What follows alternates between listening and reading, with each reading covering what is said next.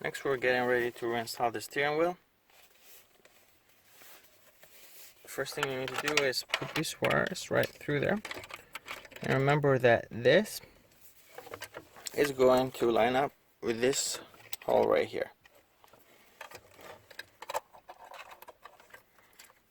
And if you are installing a new clock spring, or if you just if you did spin this around once or more, then what you'll need to do is use a scanner that can reset the steering angle sensor, because it's most likely it's going to be off, and then you might have like an ABS or traction control light on, or it will just come on as soon as you start to drive. So let's go ahead and reinsert this. Now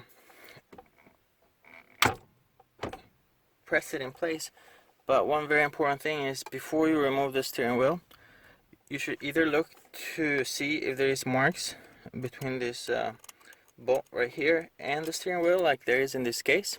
So if there is marks, you just want to line them up perfectly straight. If there is no marks, because some models will not have a mark there, what you need to do is you just use a marker and mark both of them. So, and you do this before you remove the steering wheel. When you go back to put the steering wheel, then put it in exact same location, because if you actually put it off, if it's off, not only you might have a ABS light on, it will be triggered on as soon as you start to drive in some cases, but your steering wheel is going to be to one side. So make sure you do that. And I believe in this case that's too far, so the perfect spot is right there. And then we'll reinsert the nut.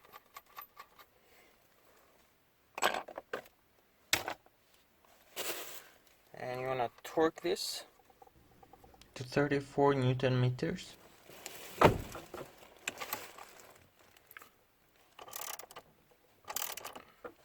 you want to tighten this bolt here, but you also want to torque this according to spec. And also, as you do tighten this nut, you want to hold the steering wheel to counteract the force here. You don't want to put all this force pressure on the steering column right here.